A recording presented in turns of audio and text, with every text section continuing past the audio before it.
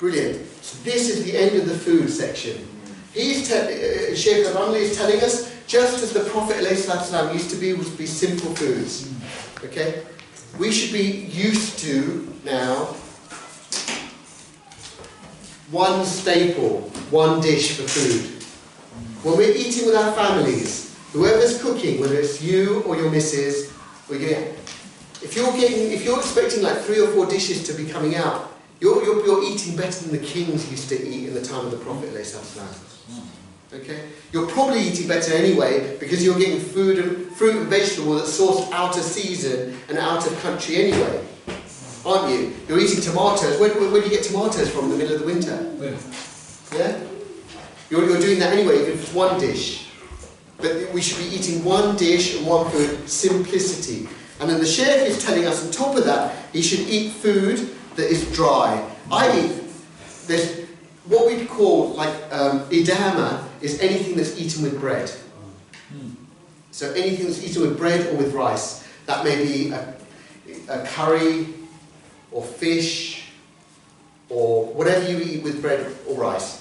He's saying that you should only eat the bread and the rice once in a while. With your family.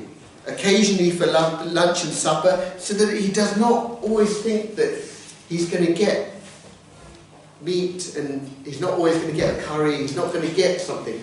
He said to him, what do you mean you're just going to eat bread? It means you just eat bread. He said, what's for dinner today? It's just bread. Not a sandwich, it's just bread. What's for dinner today? It's just rice.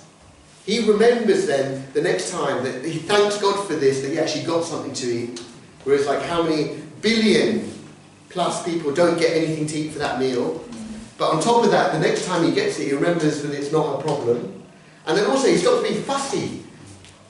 We talked about contextualizing all of this. Contextualizing food and everything else is to prevent fussiness, to train your nafs.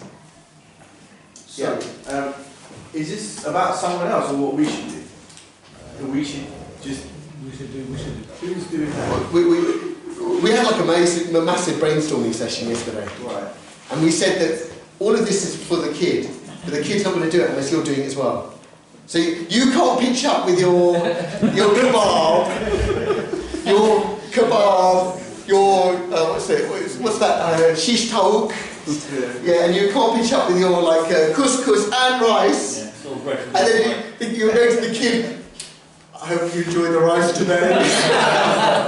So are you saying that we, men, should eat this bread? I'm saying the best of men are doing this. Not any men. If you want to be like a man, alright, good. If you want to be the best of men, you do this. And then if you're the best of men, for a few days, once in a while, you eat stuff that's uncooked. Add this in yourself. You eat stuff that's uncooked. So you eat fruit and vegetables. You go on the raw diet. And if you're the best of men, you'll just have water and dates for a week or two.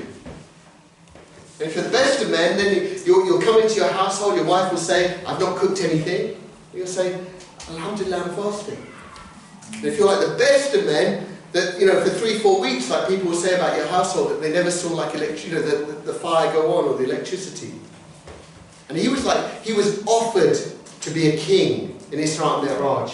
It was his choice. Do you want to be a king? He said, no, I want to be a slave for God.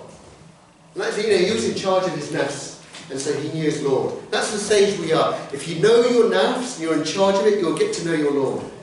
It's important. It really is. I can't underestimate this with regards to food. In Imam Ghazali's text, he talks about breaking the 2 desires. The 2 desires are the desires of between the 2 lips and between the 2 legs. And they're intimately related. If you haven't broken, so you've got to make sure everything goes into your mouth is halal, and everything goes, between your 2 legs is halal as well.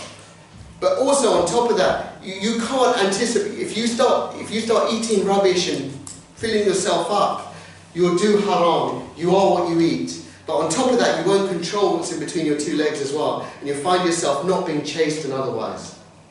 Yes, sir. Because I know that you're a doctor as well. Yeah, go on. How does this correlate with eating food that's dry, so that's bread and rice? Yeah. But what about the fruit and veg when we 8 fruit and veg a day, 5 fruit and veg a day? How does that balance out? Or is one wrong? Obviously, it's not going to be this one. Okay, so the guidelines for the NHS have come with are based on ideals, 1. 2, they're based on like, there's no evidence for them.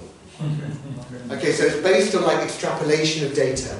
And basically what they're saying is we want you to eat 5 fruit and veg a day because we know that the general population eats so much junk and we've got such a fast food culture. We want actually people to be eating a handful portion.